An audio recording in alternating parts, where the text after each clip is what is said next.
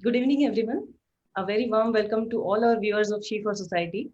Today, on 80th Air Force Day, we proudly honor our air warriors, veterans, and families of Indian Air Force. As a part of our motto of spreading awareness on contribution of Indian Armed Forces to security and sovereignty of our nation, let me share with you all the little information on Air Force. So it was officially established on 8th October 1932 by British Empire. Since 1950, the Indian Air Force has been involved majorly in 4 wars with neighboring countries of Pakistan and China. Other operations undertaken by Indian Air Force includes Operation Vijay, Operation Meghdoot, Operation Cactus, and Operation Kumalai. People of our nation will always remember the courageous Balakot airstrike. 12 Mirage 2000 fighter planes from Indian Air Force carried out the airstrikes on alleged Jaish-e-Mohammed terror activity bases in Chakoti, Muzaffarabad, and Balakot in POK.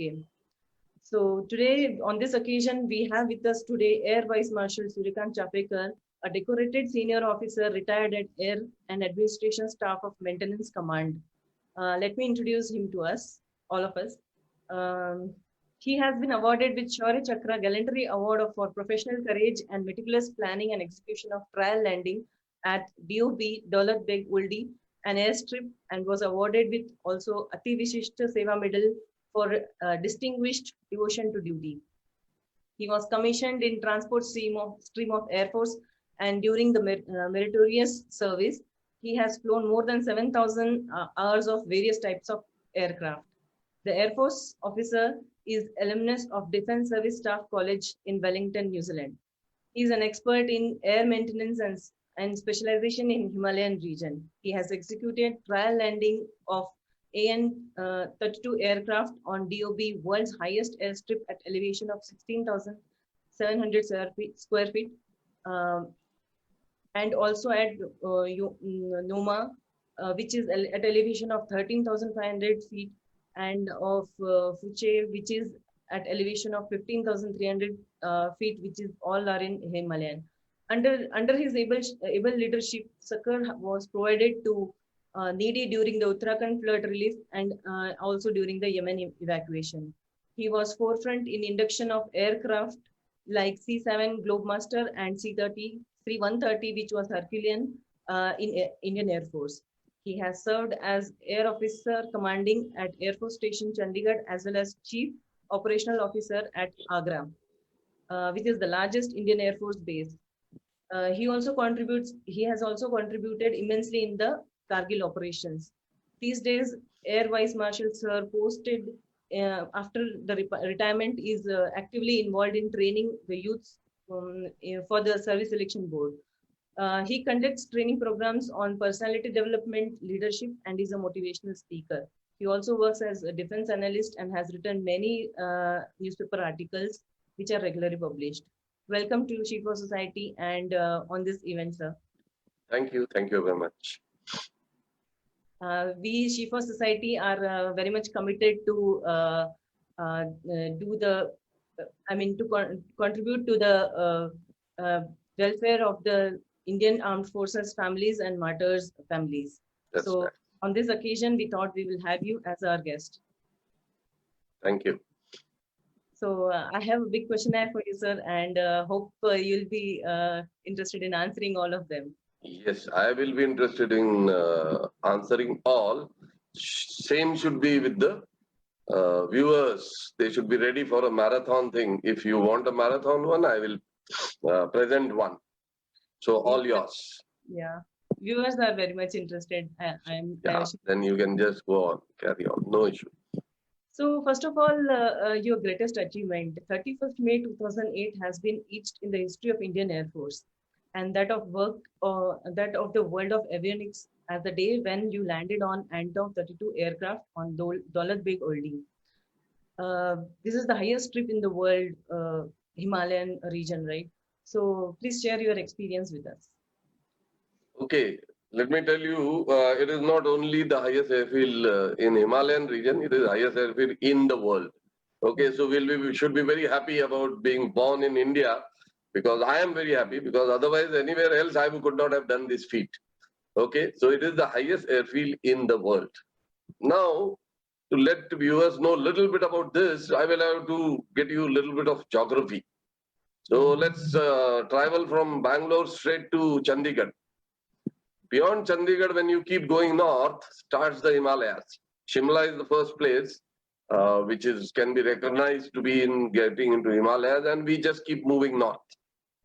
Now, this region which I have taken you is a very important, strategically important place. Okay, so I will tell a little bit of it, because unless the geography is known well, you will not realize why the importance is there. All right, because DBO, that is Daulat Beg Oldie, has become quite of a common thing all over our country now. But when I landed, hardly anybody knew about it. Okay, so this place is at the, you can say, northeast tip of eastern Ladakh. Okay, to the north of that is Saksham Valley, which is Pakistan occupied Kashmir, which has been ceded to China. It has been almost given to them. Then to the west is west of DBO is Siachen Glacier. Okay, and to the south comes the Depsang, which is in the news now. And further south, when you move, then Pengang Tso and other things come up. So this is known as the rooftop of the world because of it is the highest point, you can say. It is said so because you are sitting on the top, you can see the whole world. That is the concept which is being used. So strategically, it is very, very important. 5 countries borders meet there. India, China, Pakistan, Tajikistan, Afghanistan. Okay. Yeah. And 5 cultures meet there. There are Chinese, Indian, Persian, Central Asian, and Arabian. So the importance, and earlier, the Silk Route used to pass through DBO. DBO is the only plain area in those mountainous terrain where the hills are around 25,000 to 20,000 feet high. And DBO is a small little place where you find some playground. And it is at the elevation of 16,700 feet. So you can imagine above that everything is there. China is just 6 kilometers. Line of actual control of China is 6 kilometers. So this is the general geography, you can say, or the strategic importance of the place. Now, earlier we were quite Pakistan-centric. So we are not looking at China much. Rather, after 1962 debacle, we were not wanting to look towards China at all. That was the policy of the government then for almost 60 to 70 years. However, Chandigarh is the place from where all the Himalayan regions are supported by air. You know, a thing which civilians don't know, and I like to mention here, is 365 days, 7 days and 24 hours, this activity goes on. There are a lot of places in Himalayas.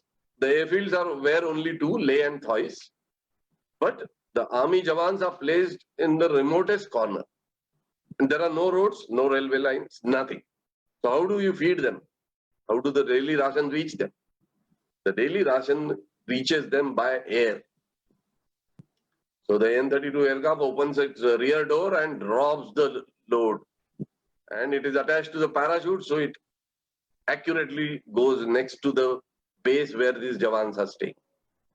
So the home delivery system, I think, started from here only. You have now those drones going all over, isn't it? They are saying concept is very new. So all IT professionals, I'll tell you, the concept is not new. We have been doing it for years together, right? So this concept is on. So basically, you can say there is a bridge, aerial bridge built between Chandigarh and entire Himalayas. Okay, and phenomenal amount of ration, ammunition, clothes, you name it, and kerosene. Kerosene is very important for those people because it is known as liquid gold. The winters are so severe that they have something known as kind of a stove in which they put kerosene and burn it. So that wherever they stay, that whole area gets warm.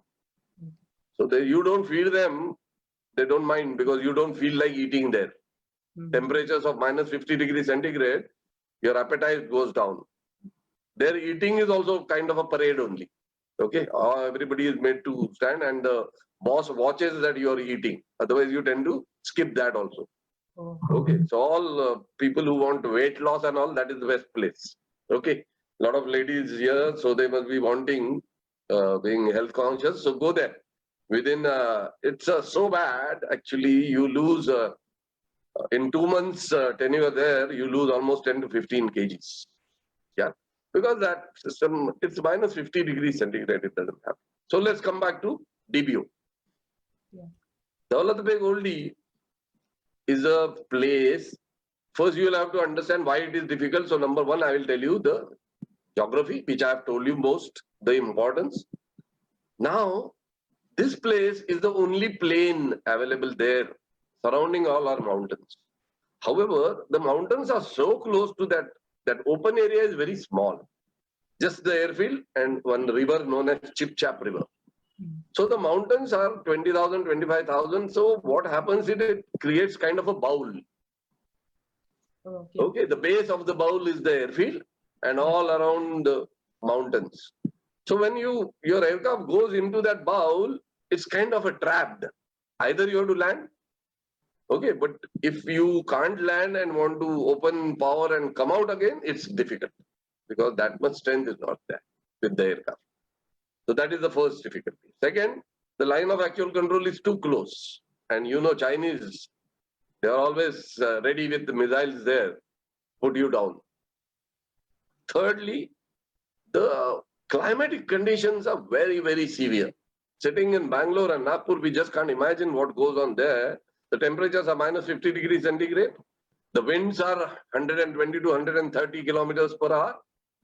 Okay, and it is biting cold. Plus, it is rarefied atmosphere.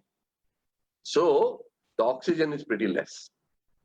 So now when I've said oxygen is less, let's come on to the aircraft problem because of oxygen is less. There will be a lot of technical people in this, so it will be interesting for you to know. At 16,700 feet, there is oxygen level drops by almost 45%. Okay, person like you and me, you being bikers and athletes and adventurous people, still, if we walk 4 to 5 steps faster, we will go unconscious there. Now, how I know? I have to go there, that place in a helicopter to check that whether that airfield is ready or not. We talk about airfield after I talk about aircraft, right? So there is no aircraft in the world which is made which can land at 16,700 feet and can switch off its engine. Because if you switch off the engine, then it cannot restart. Because the oxygen level is so low and we don't have any ground equipment which can feed in the oxygen and you can start the engine. So that is the biggest problem. Yeah. Secondly, as you are turning, your radius of turn is larger in those areas. Because of rarefied atmosphere, resistance is less. With the same bank, you cannot turn that much. So to maintain within the hills, not hitting a mountain, is a problem. Yeah. Then you have something known as tire limitation speed. You know, every wheel has got a hub and a tire, right? Yeah. So the tire keeps hanging on to the hub because of a system. Now here, if you exceed speed more than the tire and hub thing, then what happens? The hub remains there and the only tire rotates on the hub. So it's a very dangerous thing. All technical people, after this, it is homework for you. Just go through it and see what you can understand out of it. So you can't exceed that speed. And there, what is the normal speed? You have to check true air speed there. Because finally in an aircraft, how the speed is calculated? Difference between static and dynamic that many of you must be knowing. So there the static is very less. So whatever is dynamic, the difference between that shows less. However, actually the speed is more. So whatever landing, if I do get a N-32 and land at Bangalore, I land at suppose 210 kilometers per hour. There, 70 kilometers is additional. So I land at 280 kilometers per hour, which is not correct for the aircraft because it is supposed to land at 210. So all such difficulties, right? And the manufacturer is Russian. So I asked them before going there, can we attempt?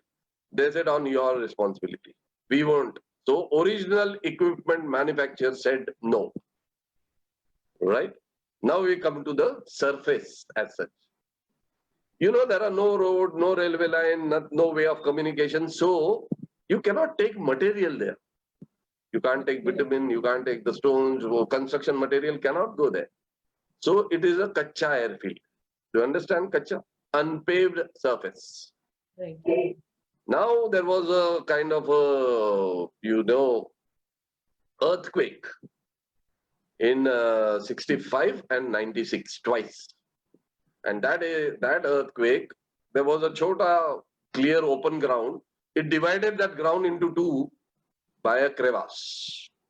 Because of earthquake, it got created 15 to 20 to 30 feet wide and hundreds of feet long. It was right in the center, so it was disused runway.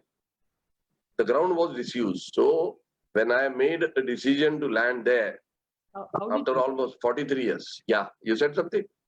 I said, how could you gather the courage to attempt that thing?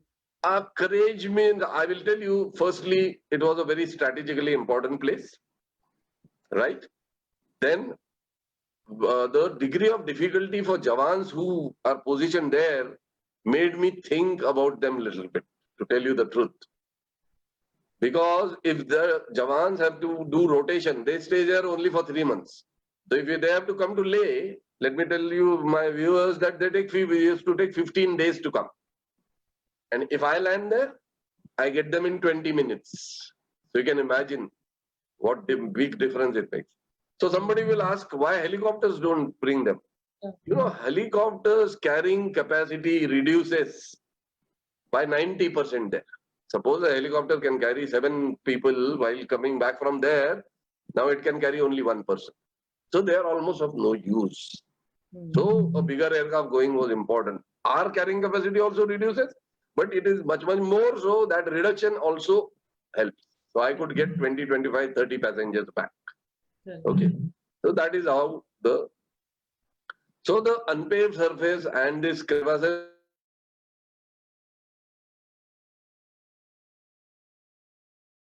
In Indian Air Force, there were 3 boards separate which had discussed this subject, whether to land there or not. And all 3 were presided over by what rank I retired, Air Vice Marshal. So they were very high ranking officers, and all 3 said no aircraft should attempt to land there. Because I told you, aircraft manufacturer doesn't allow. Then all the difficulties which I told you, technical difficulties because of lack of oxygen and very close to the China border. However, my boss was like me only. Okay. Out of box thinking was our forte.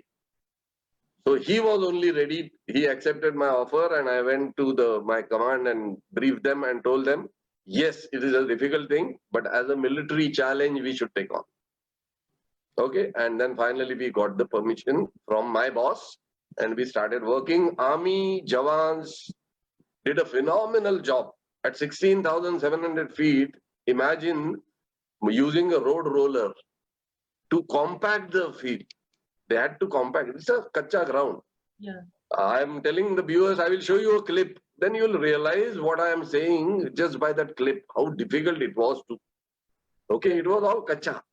Dust raising, okay, then mud, which is not compacted, then the sound of the noise level of the aircraft pretty high, and temperatures minus 50 degrees centigrade. At such difficulties, the Army Jawans created that airfield in a record time of 2 months. And on 31st May 2008, we got airborne very early morning so that we get into nice temperatures with all these difficulties. And at 0617 or 18, the history was created. We landed there. an empty aircraft just to check. It was a trial. I will tell you an interesting story why Nehal asked me why you wanted to do it. What made you? I had decided to go there. However, one more thing added to it. When I used to go to inspect that field, you know, whether it can take the load of that aircraft. There one 18 to 20, 19 years chap, Jawan, ITBP Jawan walked up to me once and said, we used to check with the sharp thing, poke in the ground to see that it is compact. So when I was doing that, he came to me and he said, साहब जी ये कितने लोग आते हैं ऐसे देखते हैं but बड़ा जहाज आया नहीं, ऐसे हमारे सीनियर्स भी बताते हैं, आप पक्का आओगे कि नहीं? So I looked at him. I told him, "Yeah, हम जरूर आएंगे." And I told him that day only because I had made up my mind now that I will come. So I told him, हम जब आएंगे तो अब आप उधर खड़े रहिएगा, हम आपको बुलाएंगे जहाज के पास, तो आप जहाज देखना. And tell you, when I landed, that boy was standing there, same place. So my boss was there. We had taken a lot of sweets and things like that for the army personnel because they had worked very hard. So that boy was also called and he was also handed over. The smile on his face that day, which I have seen, still lingers around in my mind whenever I think of DPO. Such is the influence of people who genuinely want something from you. Right. So that also does make a difference. We hear all this in stories, so we feel it may not be right. Itna kya influence hota hai. But let me tell you, a tough guy like me, Fauji, that Jawan's, that saying really touched me. I said, if nothing for anything else, for this boy, I will come and land here. And I was very happy that I could do it. Yeah. Sometimes such people encourage, inspire, and also make us do something which even we cannot Yes. think. Yes, definitely. Though I had made a decision to go with a lot of difficulties, but now this made it more possible because I took it as a challenge now. Yeah. Okay. You can see 43, 44 years, nobody could go there. Okay, because of all the difficulties I have told. So it was natural. Nothing. I don't blame that people have not gone. Okay, I blame myself that I used to think too much out of box, so I created this. Right? And But what happens is, Nehal, now in 2020, we realize that how strategically important that place is. Why? Because when Chinese started gathering their army there, we had to position our people also.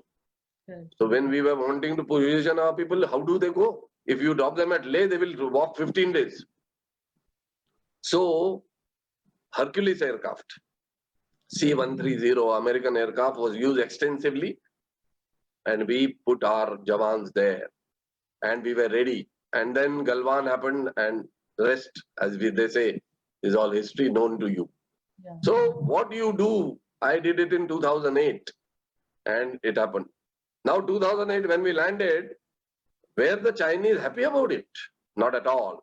You'll be surprised that when we landed, immediately after that, they called for something known as flag staff meeting. Now you must be hearing every day they are doing those meetings. So they were going to ask us why you landed on DBO. DBO is in our own area. It is just closer to line of actual control. That is Tibet. But they had such a confidence that because of 1962 debacle, Indians will not respond to them is what they always thought. However, viewers will be very happy to know that they called for the meeting and called off the meeting. Because what they will ask you, it is my land, it is my airfield. No. So what, I didn't land for 45 years. Now I want to do it. So such 4 times they called for the meeting and 4 times it was cancelled. Okay. So once you get yourself confident, others definitely buckle. That was the example given to them. And after that, So again Yes. you landed on other 2 Yeah. airstrips which were also strategically important. Yeah, but DBO we didn't stop by trial landing. Then we continued landing at DBO. I almost did 50, 60 sorties cleared a lot of pilots, okay, and then actually the interest in that area started developing. So very soon my squadron, in squadron you have a lot of youngsters, boys of 23, 24 years, 30 years, like that. They are very enthusiastic. If you they get a person who is ready to think out of the box, they want to do more. Like you want to ride more, you want to do adventure. So that is an adventure within a profession. Right. Okay. So they started, it's something like that Hindi dialogue, na, Dil mange more. So they told me, sir, something more. So we started going through the maps and found that there are two more unused airfields. The second one I did was in 2008, November. Its name was Fukche. Okay, Fukche. Very difficult names because China line of actual control, you go closer, all the names change like this only. Okay. So, Yoma, Nyoma, how do you? that I'll come to later. Now we will first pronounce Fukche correctly. So it is Fukche, Fukche. Okay. This airfield is at 14,500 feet. And it is very, very geographically, location is very interesting to know. There is this Indus River. The western bank of Indus River is Indian boundary, and the eastern bank of Indus is Chinese. Okay. So when I was landing, you could see eye to eye kind of a contact there. Okay, and they were watching us because they wanted to see whether actually we are doing or we are bluffing just by saying. Okay. So I had a lot of company when I landed at Fukche, 14,500 feet. And let me tell you, after that one landing, nobody else had gone there now since. Oh. But at least we are aware now that if there is a requirement, we can go and land. Right. Now Fukche location is south of Pengang So Lake, in the same Indus Valley. Okay. Chushul, south of Chushul is Fukche. So another very strategically important airfield which restarted. Now from Indus, if you go towards Leh, the valley which moves towards Leh, there is no airfield in between. And Chinese had almost could have had an easy run on that valley. So we wanted something in between to defend that Leh. Because Leh is the most important place there. Right. So that is where we came and searched for a place known as Neoma. It is Neoma, right? That airfield is at 13,500 feet, and I landed there in September 2009. Again next year. Yeah. Till then, I had already, the DPO activity has really created a lot of interest in the people of India. Something which was done after 43, 44 years, and realization came that it was a very important step. So these three airfields, there is something common. What is common is they are all high altitude airfields. The elevation is above 13,000 feet. Yeah. Okay. And no manufacturer makes aircraft which can be started beyond 13,500 feet. So all three had the same difficulty. All three were Kacha airfields. That is unpaved surface, ground. Right? So now I'm talking so much about ground, unpaved surface. Let's show our viewers the the clip which I am saying. Then they will realize more. Then we can take on the little bit of more of questions and things like that. Sure, sir. Okay. You have to able me to share screen. Neil? Yes. You are disabled that. Please able me to share the screen. No, still it is disabled. Yeah. You'll have to, yeah. Once she does that, I will show you. I will tell you 2-3 things about it. You disabled? No. 1 minute. Okay. So you keep doing. I'll talk to the viewers. Basically, it is a kacha field. Okay. So a lot of oil and water was used, to make it compact. And then the road rollers. Okay. Now she has done the bit. So now we will get on to the business of showing you the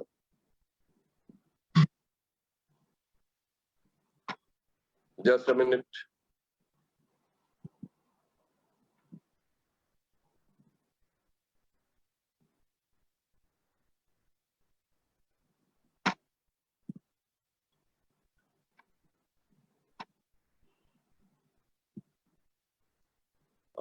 is the sound okay? People are getting? No? It is not yet shared, sir. Okay, you're not shared. Okay, okay. Just a minute. Yeah, I'll just.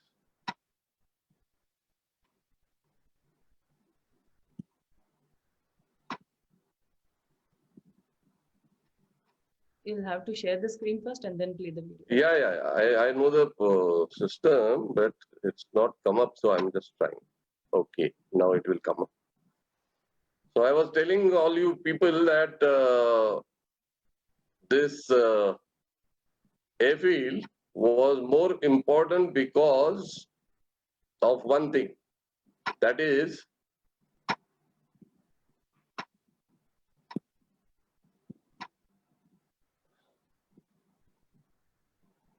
just a minute, this some trouble this is giving. I don't know why. Normally it doesn't, because you people are not seen to for me. You are missing from the action. Okay, yeah. Okay. Now I can share. Let me share the computer sound first, right? Then we will go on to.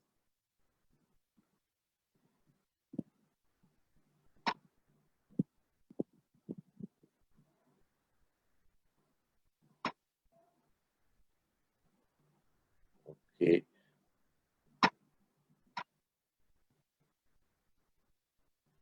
Have you given me this thing? It's Yeah, not. shared. You'll have why? to see the video now. Yeah, the video doesn't come up on that screen. That I am not getting. Why? So you share the desktop. Probably you have shared only the. Yeah, I've taken on that only, but it should come up, no? That video. Yeah, we can see. Yeah, right. The same folder. Which one? I think that folder, right? That will have your video. No, not this. These are other folders which are coming up. Why it is going to the full thing, I don't know. I have got a thing already here. Only that should come up. Okay. That is not showing. That is what I am getting. टून असलेले Daulat Beg Oldi. Is this the same video? No, this is the Marathi one. That is why the problem is coming up. Just a minute. Normally, I have got that in the minimum. So, but it is not showing in the. All other videos are coming, but this is not coming. Why that? Why video folder is coming? I'll just stop the sharing and do it again. Okay.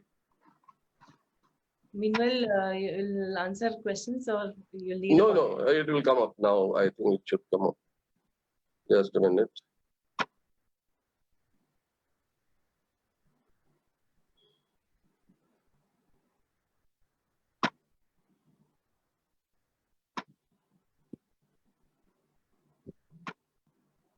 Okay, what I'll do is go from this thing and do on this.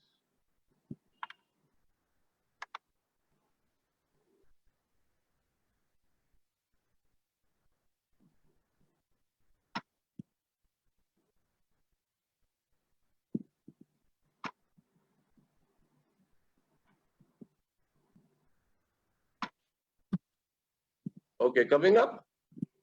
No, sir, you have to share the screen. Coming up or no? No, you'll have to share the screen, sir. I shared the same. Okay, just a minute. Normally this doesn't happen. I'm sharing the screen. Just a minute.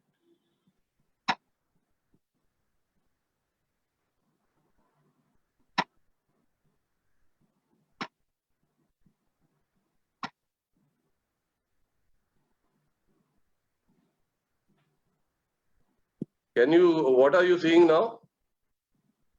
Nothing. Nothing? No. Oh. Screen is not yet shared. Just a minute. Because I'm not getting you people also. There's something going wrong. Okay, we will see later, I suppose. Right? Are you able to see the Zoom? No, not. That's why I'm saying very surprising things. You have minimized. Something has happened. No, I have not minimized. I'm pressing the thing, but it is not coming up. Something has gone wrong in the sharing part, I suppose. Okay. Just not coming.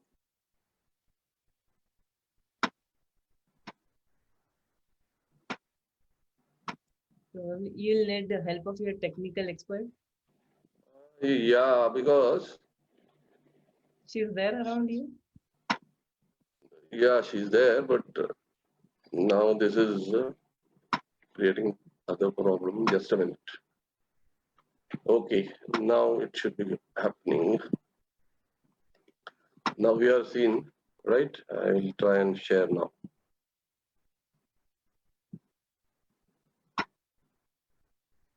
No, it's running away to the other thing. I'm surprised why that's happened. Okay, what we will do is we'll go ahead with other things, right? Yeah. Now your screen is visible. Just a minute.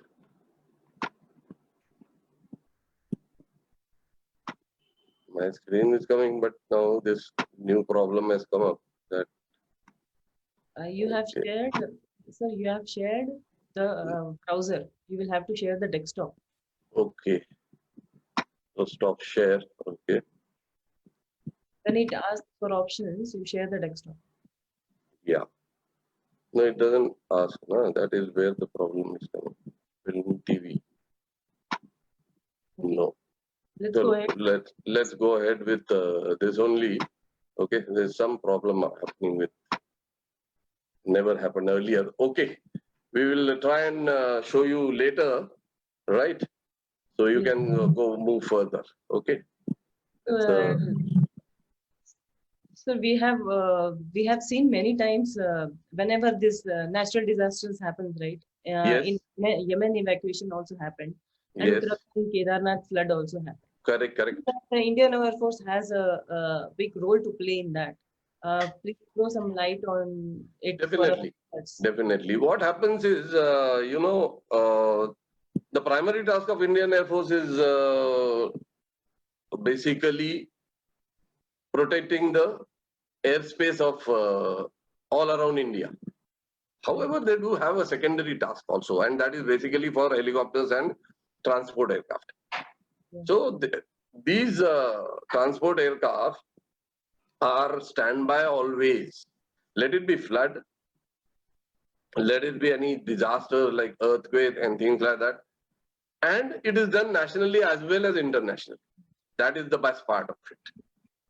Because when Yemen happened, when there was a problem in Gulf, other countries, a lot of our diaspora who was there, we had to evacuate them. And because of war-like situation, it was done by us. Yeah. Then helicopters and transport aircraft definitely take part in all the flood relief operation, everything, especially the helicopters at the lowest level, almost till the village level. I'll tell you a story about the evacuation of earthquake of Nepal. That time I was sitting in air headquarters as the boss of the transport fleet, and there in my office always the TV used to be on with volume minimum. You know, where the disaster will take place and where we will have to push the people was always an issue. So, moment I saw there is a earthquake in Nepal, I straight away told my squadron people that get ready. Now, in such calamities, it is very important that we as a big nation go and help the first. Yeah. Nepal has been our neighbor. So what happened is, because I told them to get ready, when China, US, Australia, all the big nations were trying to reach there to help who goes first, in that race we could beat everybody, just because I have anticipated that. Okay. So it's so important, and we told them to get airborne. There are a lot of things which you have to do. Now the problem was we were not sure whether the full airfield is available, full runway is available. Right. So it was a dangerous move to do. However, our pilots were told that to land in the shortest distance possible. So C-130 Hercules was the first aircraft which touched down there after the earthquake, the first aircraft. And they realized that runway length is less available. And thereafter, what followed, almost everybody know. So such important aspect, including helping neighbor like Maldives, we have taken up. That also helped a lot. Then Sri Lanka operations were also there. So we have been doing this disaster management, humanitarian assistance, plus if the neighboring nations are in problem for any militant or something, there also the Air Force plays a very, very important role. Right. Yeah. And could you share some of the aspects how Indian Air Force is contributing to US peacekeeping missions, which is some responsibilities which are given to India? Yeah, mostly UN peace missions are for helicopters. If you see, they operate, and we have been doing this almost every peacekeeping mission. Indian contingent has been always there. Ethiopia, we were there. We were Sudan. We were almost every, you can say, we were there. And that is a very important aspect because we consider ourselves as a big democracy, a most successful democracy, and helping out, going out and helping people is a very important aspect. And our helicopter pilot have done a wonderful job in UN Peacekeeping Force, and the reputations which we have gained while doing this job is phenomenal. People really look up to Indian Air Force peacekeeping forces. I mean, Indian Air Force has contributed towards the world peace from the beginning. Even in 1961, when Congo mission was going on. Yes, absolutely correct. Yes, yes. For world peace, we had contributed. True, true. That is why peacekeeping force has been. But you have to understand that once we give our man material, that much of strength reduces. But still, because we are committed to peace missions, we do take active part in UN missions. Yeah. So now, how does the air defense system fares with some of the other air forces of the world, right, neighboring countries? Like, how does the induction of Rafale boosts our standing, and what does it mean for India as a superpower of South Asia? Okay. Rafale has got a very, it has been in news for many big reasons, but I'll tell you exactly why it is so. Rafale as an aircraft is not only one role aircraft. It is kind of a multi-role aircraft. So it can do ground attack, it can do air-to-air fight, it can do close combat, it can be used beyond the usual range firing also. Now when this aircraft, we will compare this aircraft with China's J-20. That will be the best thing. J-20, China says, is the 5th generation aircraft, whereas Rafale is 4.5 generation aircraft. But it is in many aspects much, much better than J-20. To tell you the few, firstly, it is multi-role. It has been used in a lot of conflicts. So we actually know the performance of Rafale, whereas J-20 has never been used anywhere. So France has used their Rafale in many conflicts, and it has been proven. Its multi-role capability, I will explain you this way, that it has got some missiles, a missile known as Meteor. It is air-to-air missile, okay? So it can fire on aircraft from air. Now its range is 100 kilometers. So you don't have to come in contact with the fighter aircraft. Without seeing the aircraft, only seeing it on your aircraft radar, you can fire. And at a time, you can fire at 3 to 4 targets. You can fire on a missile, you can fire on an aircraft, you can fire on UAV. So it is a multi-target activity. So which is very, very important. Otherwise, normally other aircrafts can fire only on one. Then it has got a missile known as SCAL. It's a French missile. It is from air to ground. Now what this does is, again, its range is almost 500 kilometers. So it goes and drops the missile, and on its own thereafter, it seeks the target. Mhm. Up till now, whenever we bought the aircraft, what happened is accurately matching weapon systems we couldn't buy. This is first time in the history of Indian Air Force that all the armament which was meant for Rafale has come along with Rafale. Okay. Even there is a Hammer missile, which is also again air to ground, Mhm. which, those military bunkers, cemented bunkers and all, it can be Okay. burst them. So the best part of Rafale is this, that it has got a matching armament, so failure rate is going to be less. Second, it is multi-role aircraft.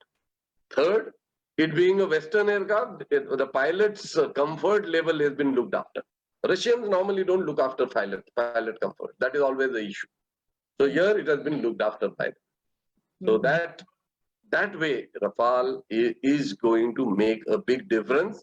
As of now, we have 5, but it has been committed by the Frenchies that till 21 end, December 21, 22 beginning, all 36 aircraft will be with us. That is why you can say it is kind of a superiority fighter, which multi-role, multitask. One sortie. So another thing of it is, how many sorties, number of times it can get airborne in 24 hours is a very important aspect. Russian aircraft can get only airborne twice or thrice. This aircraft can get airborne 5 times in 24 hours. That means it goes for a mission, comes back, quickly all servicing and all is done, again it can get airborne. So Here number we of sorties you can generate are much, much more. That is why Rafale is very important. lot of capacities and lot of capabilities than the previous aircrafts that That's we correct. had. That's correct. And matching armament. These are the two things. Armament also we have got along with us. Yes. Yes. And all this kind of inclusion in our Air Force defense thing gives the boost to Air Force or like people also, where they feel confident of if some war situation happens, we feel confident that we Definitely. have Definitely. aircrafts. Armament always makes a difference. Even the Jawan who is fighting on ground, by listening to the sound of the aircraft engine, his morale boosting starts. He knows there is something goes wrong. There is help coming from air also. So it's always very, very important. The very presence of Air Force is very important. And you know where it has been proven more. Actually, earlier Indians were we are peacekeeping still. However, if somebody created a problem, to give them an answer, we were not that outgoing. One thing has changed, and I'd like to tell viewers, that is Balakot airstrike. Yeah. You know, Air Force normally is not used during peacetime. You know why? Because there is a chance of escalation of war. And the nation which is armed nuclearly, it will say that we will use nuclears. Use of nuclear weapons we will do. Pakistan was saying time and again, and we used to feel that actually it may happen. But Balakot proved that it will not happen.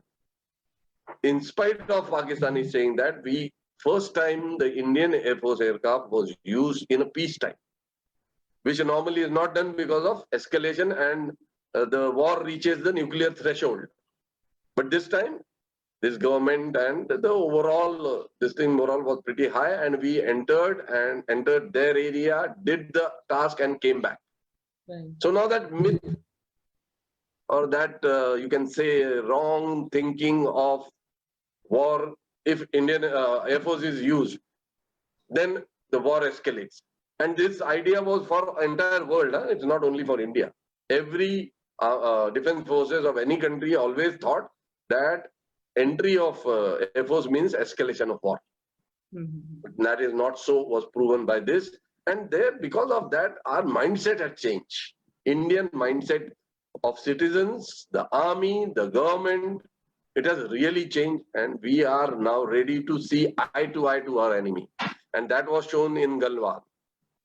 So year after, it is a change in India. The confidence has come up. Army, means defense forces know that government is going to support them.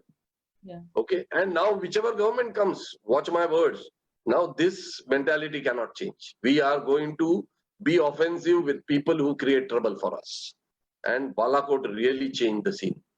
by use of Air Force. So, whom do you give the credit of having such a?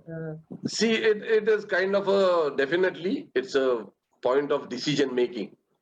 You know, we are a democratic country, and the defense forces always are placed second fiddle to the government, because democracy, it is meant to be that. The elected representatives decide what will be the policies.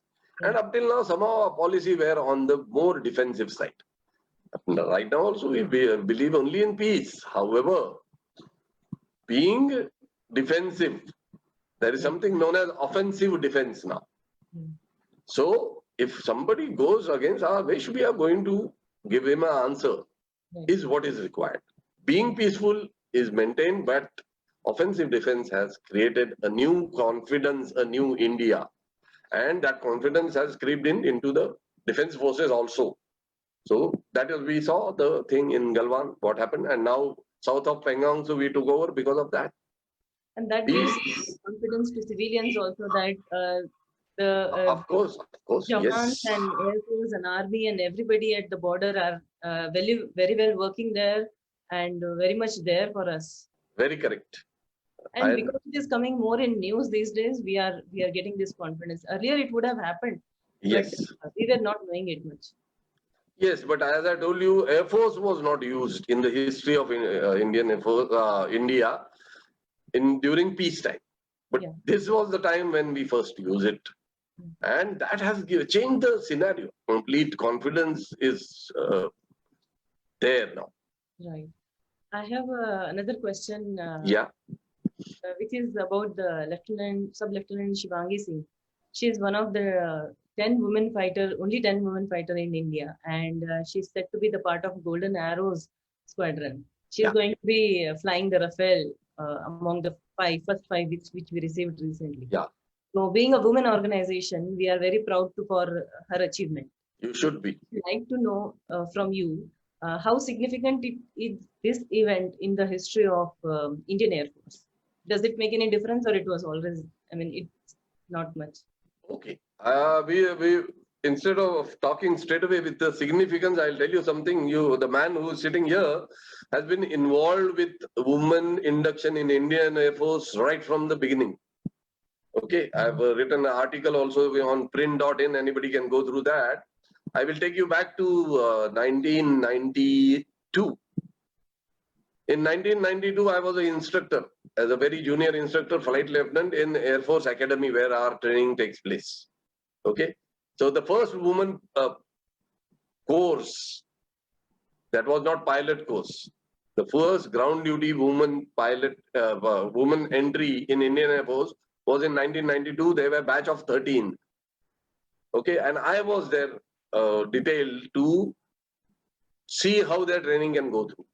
And you'll be surprised that our senior officers were very apprehensive that how they are going to cope up with the training, how they are going to understand the ethos of Indian Air Force, a male-dominated till then. But you will be surprised to know they did an excellent job. And the first batch, I had taken them to Delhi for the first Air Force Day parade.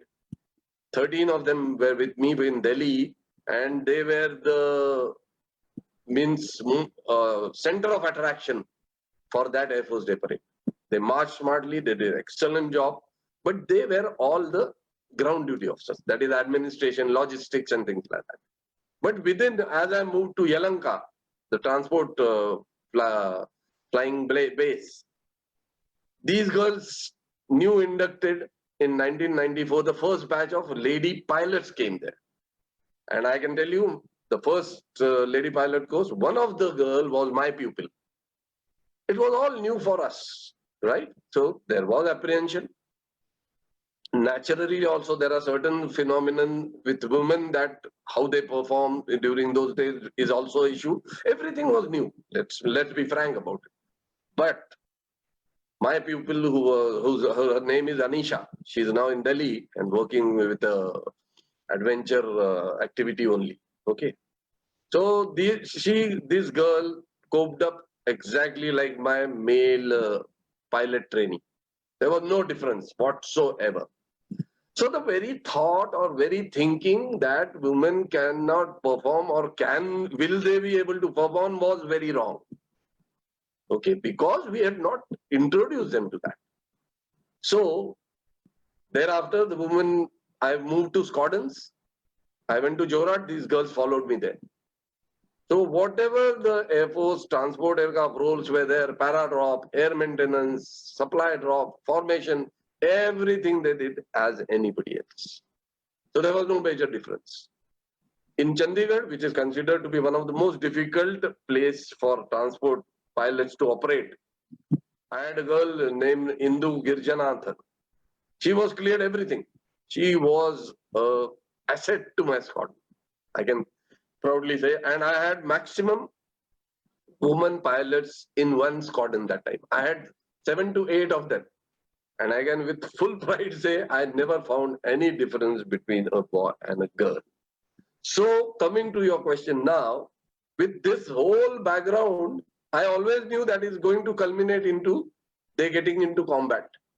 And that has happened today.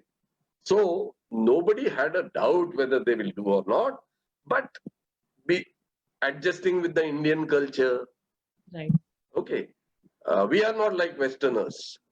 You will be surprised there is a place known as Seychelles. How many of you have in the Indian Ocean heard? I don't know. I went there in 2002. Okay, the first time. There, the Jawans are also, means soldiers are women soldiers there. Okay, and it is a small little country, French colony, nothing very, but they are. So the culturally acceptance was a difficulty. Moment that hurdle we crossed. Women, how they will do, nobody should have an issue.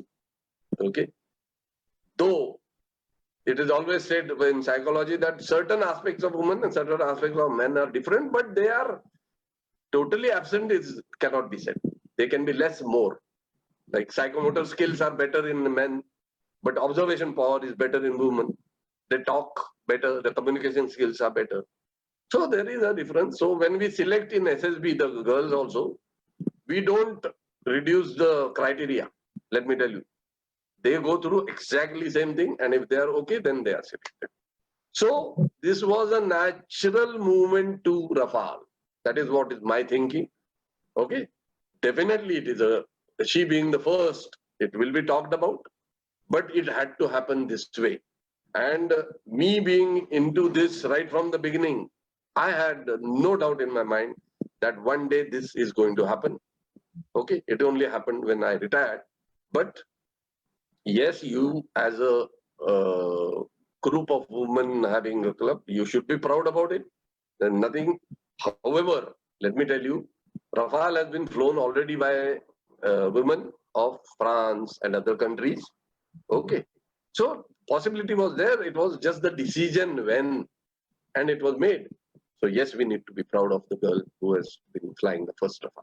It was just matter of proving themselves that they can do it. And then once that was cleared, I think they were getting the opportunities everywhere. Definitely. Definitely. So this brings me to the question, like how the young girls and boys can get into Air Force. What are the different ways? Okay. Now for the boys, it is different. Okay. Boys have got two types of entry. They can enter through NDA and even after graduation through CDSE, Combined Defense Service Examination. However, as of now, for girls, there is only one entry. That is after graduation. Okay. They have to be graduate and then only they can enter the defense forces. Now, with opening of this, they have been in Indian Air Force. I'll tell you, maximum lady officers are there. 1,800 plus. Air Force has been a pioneer. There's no doubt about it. And so you, as a graduate, you can enter in any branch now. Logistics, administration, ATC, fighter controller, pilot, helicopter pilot, transport pilot, everything is open. Only after post-graduation, you have to appear for AFCAT, Air Force entrance test, or Navy or Army, and then Service Selection Board. No, SSB is a very different kind of activity. I think You know, that it's a part to cross. not very hard. You know, I will tell you basic why there is a difference. I am an interviewing officer myself, so I know this subject pretty well. You know, we require a particular type of person in that we require a person who have got basic traits which we require. What are those traits? It's honesty, integrity, courage, conviction, discipline. But we don't require ready-made material. We want at least you should have basic of those qualities. Then in training we can develop. So it is security of country is involved. So we don't compromise on selection. This is the only place where there is no reservation for anybody, right? Right. So we the criteria both for men and women is exactly same. There is no difference, and women can join only as graduates. I'll just check if we have any questions on Facebook Live. Yeah. Till then, I'll just see screen sharing if it comes, because that is a nice clip. So yes, it has worked, I think. So we will share now.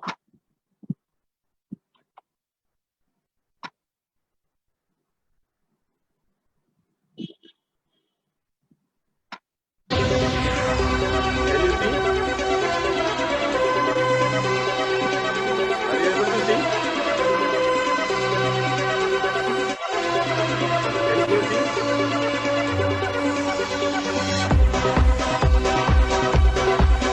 Give thumbs up if you can see.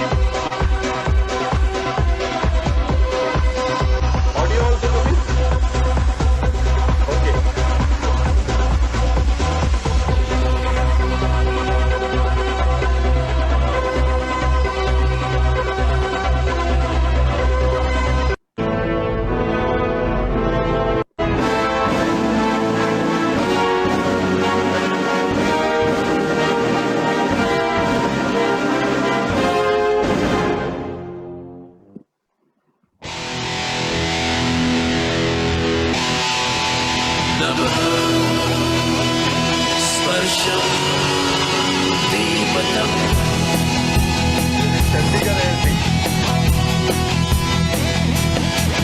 जाबाज हम चले छूने आसमां चले अपनी तो बस यही उड़ान है बड़ी शान से चले अभिमान से चले अपनी तो बस यही पहचान है ये आसमां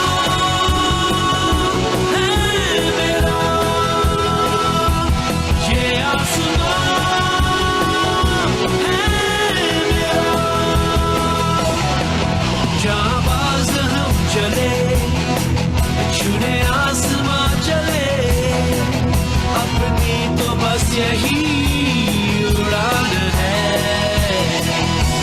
ये आसमां है मेरा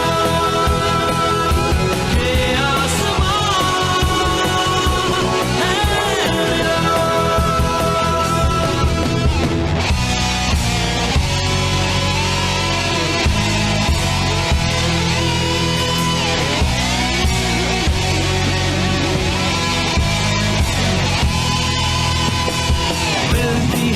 ऊंचाइयों पे माना तन्हाई हिम्मतों का साथ है फिर क्या है ऊंचाई नाज है हमको हमारे जोश पर ऐसा सरहदें ऊंचाइयों तक हमने पहुंचाई ये आसमां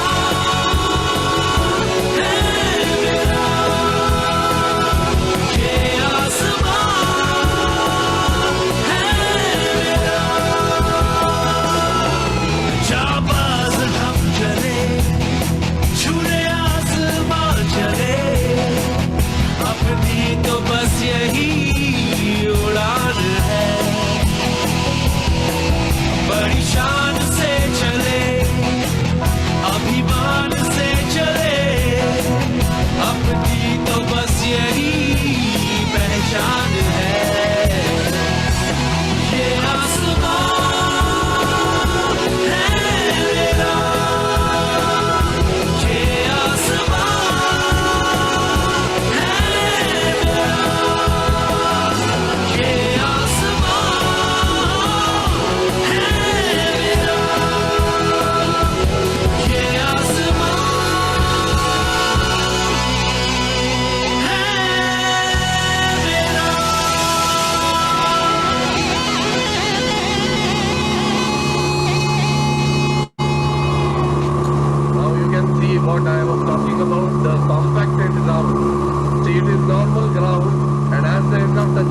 find a lot of dust rising.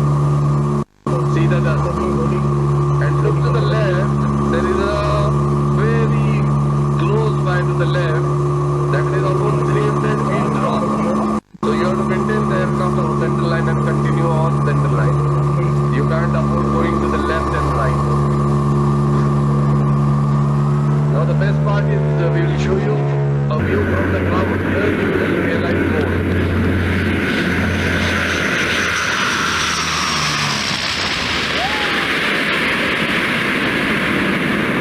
See, the army was very happy. They have put a tent there because now they could have had 20 minutes to leave. This is the best part of it, the takeoff. Because when you open power, the dust, now see this is the dust. It is almost forms a cloud behind the aircraft. And as you get elbowed, you have to turn immediately to the right because there is almost a big, huge mountain in front. And this dust remains there for almost 10 to 15 minutes. So much is the dust.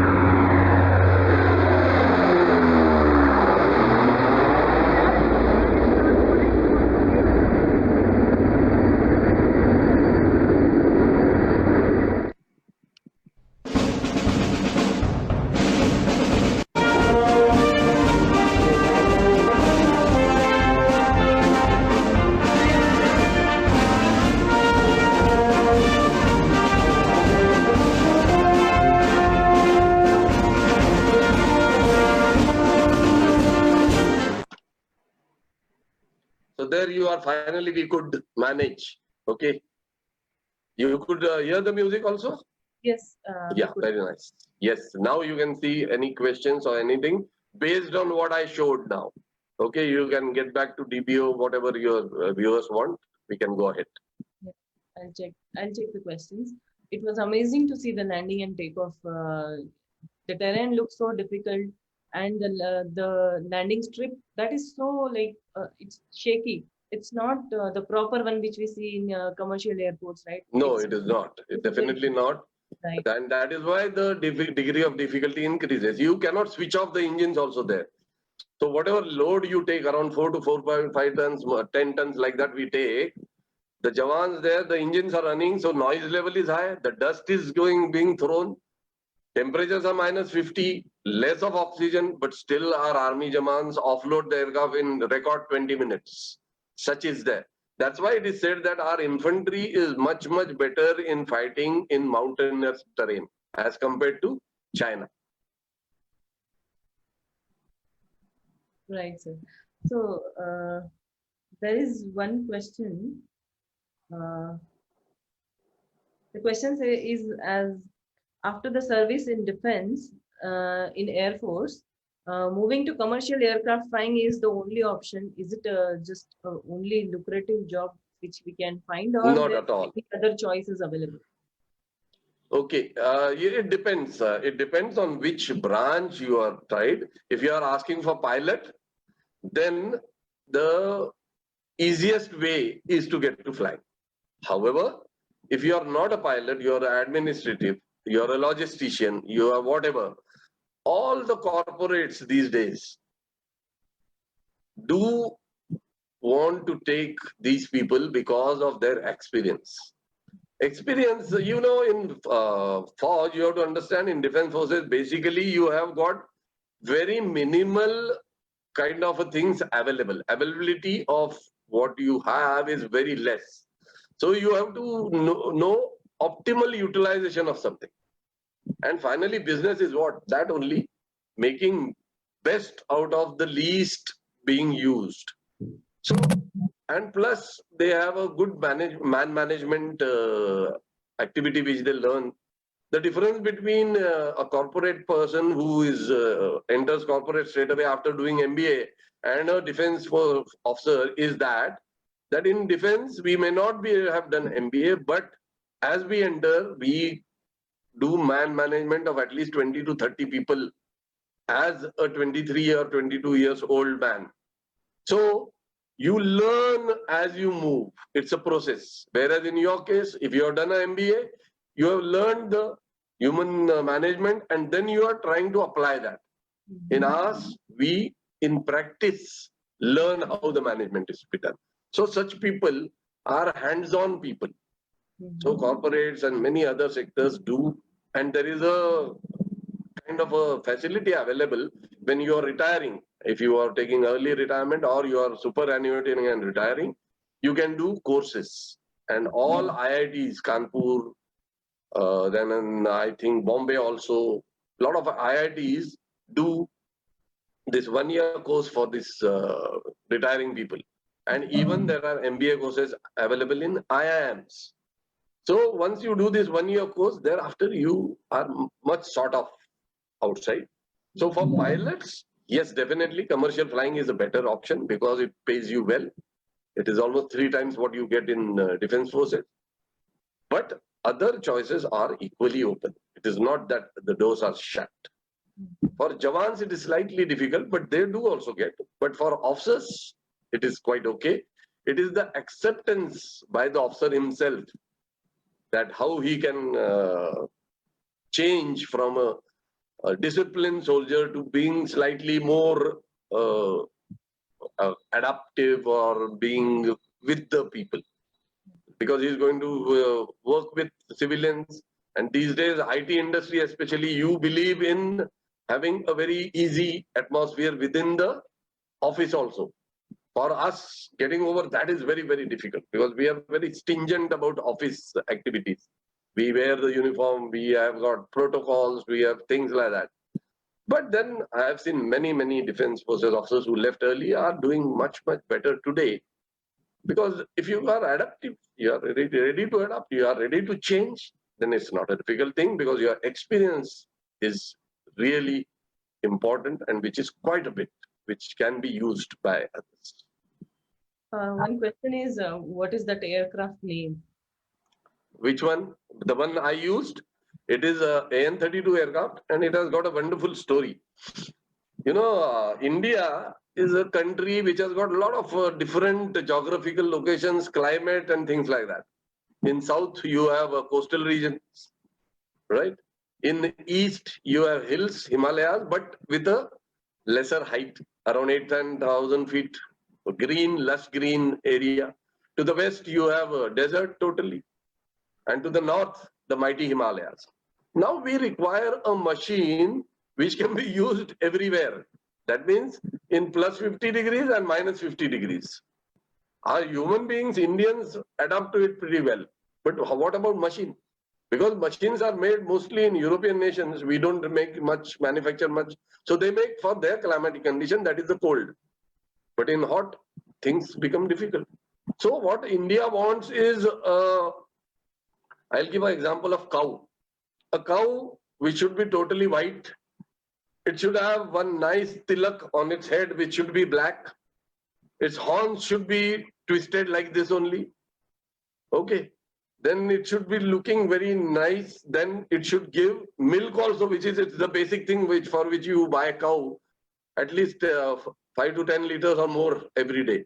So you require a thing which is multi-purpose. Aircrafts are not made like that. But Russians made this AN-32 for us, which can operate anywhere. It operates in short field landing. That means 3,000 feet at Campbell Bay I used to make this aircraft land. It can land at 16,700 feet, which we proved. Yeah. It was little bit tailor-made for us. The engines were lifted for short takeoff, things like that. But it proved to be a very wonderful machine. Its name is Antonov 32. It was earlier erstwhile Russians aircraft, but now it is with Ukraine. So it has inducted in 1984 and see the service it is still giving. So it's a phenomenal aircraft, very nice. And my life also it saved once in Kargil region. So I am indebted to this aircraft. It's a wonderful machine. And Russians only could build such a strong machine, I will say. Yeah, yeah. So this brings us to the end of the session, sir. Okay. I would like to thank you from the bottom of my heart on behalf of Chief of Society for joining us today on this Indian Air Force Establishment Day, for sharing us all the stories which we otherwise we would have not known, and sharing your insights on the political, geopolitical, and other issues also. Thanks a lot, sir. Thank you. The nation remains indebted to the contribution of Indian Air Force in securing our skies and assisting the civilian authorities in humanitarian assistance and the disaster relief, which Indian Air Force is also committed to do. So thank you once again on behalf of all the civilians to Indian Air Force. Thanks a lot. Thanks a lot. Thank you all the viewers for following Chief of Society. We are committed in serving the Indian Armed Forces and their families. Stay connected with us. We are coming up with exciting events soon. Thank you all.